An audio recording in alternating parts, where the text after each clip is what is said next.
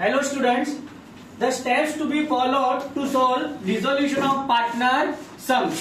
ठीक है, when we will solve all these 7 steps, पूरा सम हमारा properly complete हो जाएगा. Step number 1, transfer all asset except bank balance and अगर एसेट साइड में आपको प्रॉफिट एंड लॉस दिया है तो सारी एसेट्स हम रियलाइजेशन के डेबिट में ट्रांसफर कर देंगे. ठीक है, बैंक का अलग से आपका लेजर बनेगा, वहां पे टू बैलेंस ब्रॉट डाउन लिख देना.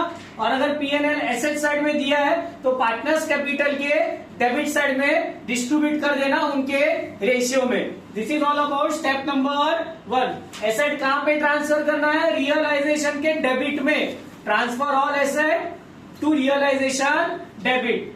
कम to the step number 2, transfer all liabilities to realisation account credit side except partners capital balance, फिर general reserve, reserve fund, PNL अगर ऐसा कोई भी वर्ड आया तो, और पार्टनर्स लोन. ये 3 को छोड़ के सारी लायबिलिटीज आपको किधर ट्रांसफर करनी है? रियलाइजेशन के क्रेडिट में.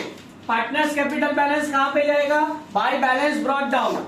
General reserve, reserve fund, PNL ये कहां पे जाएगा? अगेन पार्टनर्स कैपिटल के क्रेडिट साइड में. और अगर पार्टनर्स लोन दिया हुआ है स्पेसिफिक तो वो कहां पे जाएगा? अलग से आपका लेजर बनेगा पार्टनर्स लोन का और हम बाय बैलेंस ब्रॉट डाउन लिखेंगे. Only partners loan, partners wife ऐसा कुछ भी आया तो वो अदर लायबिलिटी ही है. ठीक है, then come to the step number 3. जब हम ये दोनों स्टेप फॉलो करोगे तो आपका पोस्टिंग कंप्लीट हो जाएगा. Step number 3 onwards adjustment will start. इसके कुछ स्टैंडर्ड एडजस्टमेंट है. ठीक है, सबसे पहला आपका होगा एसेट रियलाइजेशन. ठीक है, तो उसकी जर्नल एंट्री क्या है? कैश अकाउंट और पार्टनर्स कैपिटल टू रियलाइजेशन. अगर एसेट आपने रियलाइज किया तो कैश टू रियलाइजेशन, और अगर पार्टनर लेके गया तो partners capital to realisation. Correct. Then step number 4, liabilities paid. Realisation account debit to cash account और पार्टनर्स कैपिटल. कोई भी लायबिलिटी आप पे ऑफ कर रहे हो तो रियलाइजेशन टू कैश, और अगर पार्टनर लेके गया तो पार्टनर्स कैपिटल. दोनों में से एक आएगा. आपने पे किया है तो कैश में जाएगा, पार्टनर लेके गया है तो पार्टनर्स कैपिटल के क्रेडिट में जाएगा. Then come to step number 5, wherein dissolution और रियलाइजेशन एक्सपेंस पेड दिया हुआ है तो वो केस में आप क्या करोगे? Realisation account debit to cash. और अगर ये एक्सपेंस पार्टनर पे ऑफ कर रहा है तो वो केस में आप यहाँ पे पार्टनर्स कैपिटल लिखोगे. Step number 5. Then step number 6, partners loan paid. अगर आप पार्टनर की लोन पे कर रहे हो तो जर्नल एंट्री आएगी partners loan to bank account.